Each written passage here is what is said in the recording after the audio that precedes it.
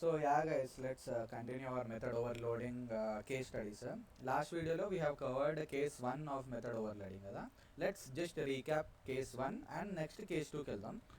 Let's briefly discuss in 1 minute what was case study of method overloading 1.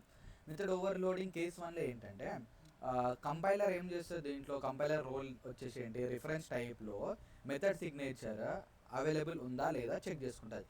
లేకపోతే ఇమీడియట్గా it don't throws a compilation error.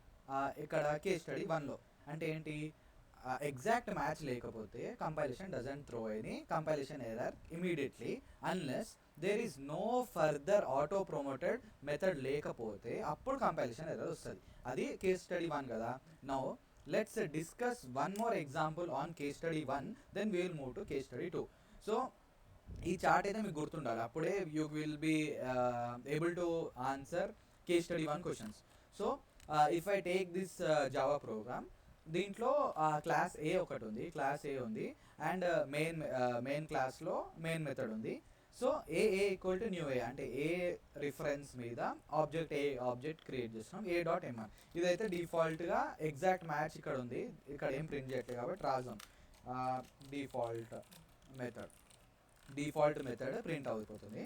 And ఇప్పుడు నా question ఏంటంటే byte B equal to 10 అన్న, byte B equal to 10, A dot M1 of బైట్ని నేను send చేస్తే first ఏంటి మన ఫ్లో ఏంటి, నేనేమన్నా బైట్ బి ఈక్వల్ టు 10 అని రాసినాం కరెక్టా.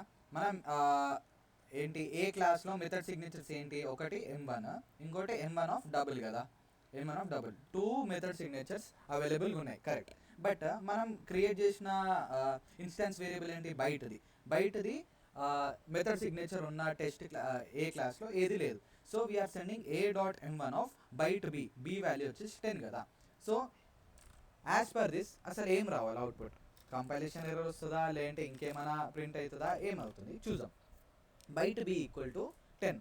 If you look over our chart, byte is the smallest కదా, బైట్ ఎగ్జాక్ట్ మ్యాచ్ దొరకలేదు. సో కంపైలర్ ఏం సెర్చ్ చేస్తుంది, షార్ట్ ఉందా లేదా చెక్ చేస్తుంది, షార్ట్ కూడా లేదు. ఇంట్ ఉందా లేదా చెక్ చేస్తుంది, ఇంటూ కూడా లేదు. ఫ్లోట్ లాంగ్ ఉందా లేదా చెక్ చేస్తుంది, లాంగ్ కూడా లేదు. ఫ్లోట్ ఉందా లేదా చెక్ చేస్తుంది, లాంగ్ కూడా లేదు, ఫ్లోట్ కూడా లేదు. తర్వాత డబుల్ ఉందా లేదా చెక్ చేస్తుంది, డబుల్ ఉందా, మన ప్రోగ్రామ్లో డబుల్ ఉంది. So if I run this, first the output ఏమొచ్చి డిఫాల్ట్ మెథడ్ వస్తుంది, సెకండ్ది డబుల్ వర్షన్ వస్తుంది. Let's verify.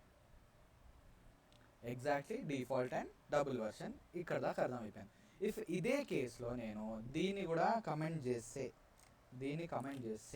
If I now try to run Java method 1 in class cannot be applied to given types, required no argument, actual and formal arguments list differ in length. కరెక్టే కదా, అంటే లాస్ట్కి ఏంటి double దాకా వెళ్ళింది, double తర్వాత ఇంకేం లేదు, అసలు ఎగ్జాక్ట్ మ్యాచ్ ఏంది, ఆటో ప్రమోటెడ్ మ్యాచ్ కూడా దొరకలేదు కాబట్టి it leads to compilation error. This was all about case study 1. Now let's discuss what is case study 2 in method over loading. Case study 2 second case. ఇది second case ఏంటంటే మనకు already తెలుసు ఏంటి overloaded sub programmes అంటే ఏంటో. దాంట్లో case study 2 ఏం చెప్తుంది అంటే, if there are 2 overloaded methods, A క్లాస్లో 2 ఓవర్లోడెడ్ మెథడ్స్ ఉన్నాయి అనుకున్నాం. ఏంటి, ఒకటి public void M1 of string argument వెళ్తుంది ఒకటి, ఇంకోటి పబ్లిక్ వాయిడ్ M1 ఆఫ్ ఒకటి ఆబ్జెక్ట్ వెళ్తుంది, ఆబ్జెక్ట్ ఓ. ఇవి రెండు ఉన్నాయి. ఇవి రెండు ఓవర్లోడెడ్ మెథడ్సా కాదా, ఏంటి దీని మెథడ్ సిగ్నేచర్ ఏంది, M1 ఆఫ్ స్ట్రింగ్ ఫస్ట్ అది, సెకండ్ ఇదేంటి M1 of object. Both are different. So both are different అన్నప్పుడు ఏంటి, ఓవర్లోడెడ్ ప్రోగ్రామ్స్, ఓవర్లోడింగ్ జరుగుతుంది ఇక్కడ డౌటే లేదు. ఇక్కడ డౌట్ లేనప్పుడు ఇక్కడ క్వశ్చన్ రేజ్ అయ్యేది ఏంటంటే, if A equal to new A అన్నాం, అన్నప్పుడు ఏ డాట్ M1 ఆఫ్, నా పేరు మోనిష్ కాబట్టి నేను మోనిష్ అని ఇస్తాను. ఇది ఇచ్చినప్పుడు స్ట్రింగ్ వర్షన్ అని ప్రింట్ అవ్వాలి కరెక్టా, ఏ డాట్ M1 ఆఫ్ ఒక న్యూ ఆబ్జెక్ట్, పంపిస్తే ఏంది ఆబ్జెక్ట్ వర్షన్ అని రావాలి. ఇక్కడ కూడా నో డౌట్, ఇక్కడ దాకా అయితే నో డౌట్ కదా. ఒకసారి దీన్ని ఎగ్జిక్యూట్ చేద్దాం, you will get a better clarity. నేను ఏం చెప్తున్నా అంటే, that it be A equal to new A, ఇవన్నీ తీసేసి నేను ఏమంటున్నా అంటే public void m1 of string S system dot out dot print అని స్ట్రింగ్ వర్షన్ అని రాద్దాం. ఏం వర్షన్? String version. ఇంకోటి సేమ్ కాపీ పేస్ట్ చేద్దాం. దీన్ని కాపీ పేస్ట్ చేసి స్ట్రింగ్ వర్షన్ కాకుండా ఇక్కడ ఆబ్జెక్ట్ పంపిద్దాం. ఆబ్జెక్ట్ O1 రాసి దీన్ని ఆబ్జెక్ట్ వర్షన్ అన్నాం. A equal to new A అన్న తర్వాత ఏ డాట్ m1 ఆఫ్ ఇక్కడ న్యూ స్ట్రింగ్ పంపిస్తుంది. ఇట్లా కాకపోయినా మీకు ఇంకా బెటర్ క్లారిటీ కోసం string S equal to Monish. Okay. ఇంకోటి ఆబ్జెక్ట్ ఓ ఈక్వల్ టు ఆబ్జెక్ట్ని డైరెక్ట్గా పంపిస్తాం. ఆబ్జెక్ట్ ఒకటి ఇట్లా ఒకటి అట్లా అన్నప్పుడు మీకు అర్థమైపోతుంది. స్ట్రింగ్ ఎస్ ఈక్వల్ టు ఇది కదా. So A dot m1 of S ఏంటి? S is a string. So ఇక్కడ ఏంటి? నో అసలు ఏం డౌట్ ఉండదు. ఇక్కడ స్ట్రింగ్ వర్షన్ అని ప్రింట్ అవుతుంది కదా, దీని ఆబ్జెక్ట్ కరెక్టే. ఏ డాట్ m1 ఆఫ్ ఒక న్యూ ఆబ్జెక్ట్ పంపిస్తే ఏంటి? ఇక్కడ కూడా మీకు ఏం డౌట్ ఉండదు. It will be object version. కరెక్ట్గా object version, not version, it's version. సరే, ఆబ్జెక్ట్ వర్షన్ వస్తుంది. ఇప్పుడు ఇక్కడ మెయిన్గా అబ్జర్వ్ చేయాల్సిందే. ఇక్కడ దాకైతే మనకు తెలిసిందే, ఇట్ ఈస్ బేసిక్ ఓవర్లోడింగ్. దీంట్లో కేస్ స్టడీ ఇక్కడ ఇప్పుడు వస్తుంది చూడండి. సో ఏంటి? A dot m1 of string వెళ్ళిపోయింది, ఆబ్జెక్ట్ వెళ్ళిపోయింది. కేస్ స్టడీ ఏంటంటే దీంట్లో మీరు string S equal to null అని కూడా డిక్లేర్ చేయాలి. Null is a nullified value కదా, నల్. ఆబ్జెక్ట్ కూడా can hold object equal to null. ఇది కూడా వ్యాలిడే. ఆబ్జెక్ట్లో నల్ ఉండొచ్చు, స్ట్రింగ్లో కూడా నల్ ఉండొచ్చు. ఇప్పుడు నేను ఏ డాట్ m1 ఆఫ్ నల్ అని అంటే ఏం ప్రింట్ అవ్వాలి? ఎందుకంటే దీనికి నల్ ఈజ్ ఆబ్జెక్ట్. అంటే మీరు ఇక్కడ చూడండి, string s1 equal to null అన్న పర్ఫెక్ట్లీ వ్యాలిడ్, ఏం ఎర్రర్ రాలే. Object O1 equal to new object of null అని పంపిస్తాం దీంట్లో. ఇది కూడా ఇట్లా కాదు, new object O1 equal to ఇది కూడా నల్.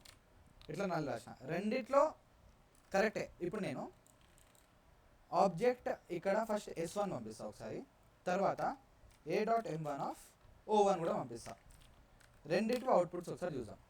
ఒకసారి దీన్ని రన్ చేస్తే ఏమొచ్చింది? ఫస్ట్ది ఇది అసలు డౌట్ ఉండదు, స్ట్రింగ్ వర్షన్. ఫస్ట్ది స్ట్రింగ్ వర్షన్ మ్యాచ్ అవుతుంది. సెకండ్ది ఆబ్జెక్ట్ పంపిస్తున్నాం కాబట్టి ఆబ్జెక్ట్ వర్షన్ నో ఇష్యూస్. అదే string s1 equal to null పెట్టిన దాంట్లో స్ట్రింగే పంపిస్తున్నాం కాబట్టి మళ్ళీ స్ట్రింగే వచ్చింది, ఆబ్జెక్టే పంపిస్తున్నాం కాబట్టి ఆబ్జెక్టే వచ్చింది. బట్ ఇప్పుడు నేను ఎక్స్ప్లిసిట్గా ఏ డాట్ m1 టైప్ మెన్షన్ చేయకుండా నల్ పంపించి ఇట్లా పెడితే ఇక్కడ స్ట్రింగ్ రావాలా, స్ట్రింగ్ ఆర్ ఆబ్జెక్ట్ ఏది రావాలి? Let you think. స్ట్రింగ్ రావాలా, ఆబ్జెక్ట్ రావాలి? ఎందుకంటే null is both string and object type కదా, రెండింటికి ఛాన్స్ రావాలి బేసిక్లీ. అంటే ఇప్పుడు ఏంటి, మీరు ఒక అజంప్షన్ రాసుకోవచ్చు. ఫస్ట్ స్ట్రింగ్ రాసిన కాబట్టి స్ట్రింగ్ పైన ఉంది కాబట్టి స్ట్రింగ్ మెథడ్ సిగ్నేచర్ ముందు స్టోర్ అయ్యి ఉండొచ్చు, అందుకే స్ట్రింగ్ ప్రింట్ అవ్వచ్చు. లేదంటే సరే ఇది తీసేసి ఇది ఇక్కడ పెడదాం. ఇప్పుడు మీ అజంప్షన్ ఏముండొచ్చు? ఆబ్జెక్ట్ ముందు రాసిన కాబట్టి ఆబ్జెక్ట్ మెథడ్ సిగ్నేచర్ ముందు ఉండొచ్చు, అందుకే ఆబ్జెక్ట్ రావచ్చు. ఫేర్. ఇప్పుడు దీని వెనకాల రీజన్ ఏంటంటే, ఇప్పుడు అవుట్పుట్ ఒకసారి చూడండి. ఇప్పుడు అవుట్పుట్ ఏమొస్తుంది అంటే ఆబ్జెక్ట్ రాదు, స్ట్రింగ్ వస్తుంది. లాస్ట్ అవుట్పుట్ ఏంది? స్ట్రింగ్ వచ్చింది. దీని బిహైండ్ కేస్ స్టడీ ఏంటంటే, ఎప్పుడైతే చూడండి, case study 2 speaks about this.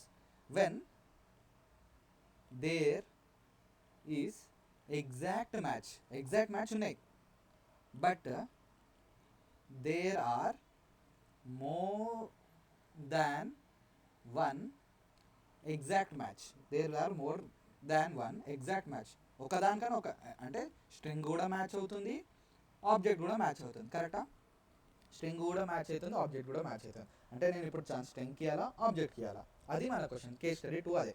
ఇప్పుడు మీరు దీని వెనకాల కేస్ స్టడీ ఏంటంటే, ఇవి రెండు పేరెంట్ అండ్ చైల్డ్ రిలేషన్షిప్ ఉంటాయి ఇవి రెండింటి మధ్యలో. అంటే object is parent, object class is the parent class for every Java class కదా. Object is the parent class, దాని చైల్డే స్ట్రింగ్ క్లాస్ కదా.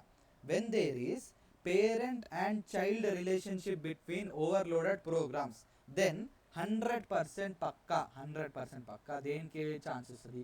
చైల్డ్కే ఆన్సర్ వస్తుంది, చైల్డ్కే చాయిసెస్ అంటే కేస్ స్టడీ 2 ఏం స్పీక్ చేస్తుంది అంటే when there is a relationship between parent and child and both are overloaded overloaded methods అయినప్పుడు పేరెంట్ అండ్ చైల్డ్ రిలేషన్షిప్ ఉంటే పేరెంట్కి మ్యాచ్ అయ్యి చైల్డ్ కూడా రెండింటికి మ్యాచ్ అవుతుంది, దెన్ నేను ఛాన్స్ ఎవరికి ఇవ్వాలి? As a compiler it always gives for child అంటే స్ట్రింగ్, అందుకే స్ట్రింగ్ ప్రింట్ అయింది. దట్ ఈస్ ద ఏంటి case study between case study 2. Null both string and object కదా, సో నల్ ఏంటి ఇప్పుడు చైల్డ్, ఇప్పుడు ఇదేంటి object is parent, string is child, object is parent, string is child, అయితే chance ఏం రావాలి? ఆబ్వియస్లీ స్ట్రింగ్కే రావాలి. This is about case study 2. దీని మీద కొన్ని క్వశ్చన్స్ ఉంటాయి, లెట్స్ సీ. అంటే దీనికి ఒక హైరార్కీ ఉంటుంది, అది నెక్స్ట్ వీడియోలో I will show. Like object అందరికన్నా రూట్ అన్న, దాని కింద చైల్డ్స్ ఏముంటాయి, ఇది ప్రిమిటివ్స్ హోల్డ్ కాదు, మళ్ళీ దాని గురించి చెప్తాను నేను అంతే. Case study 2 is all about this. Thank you.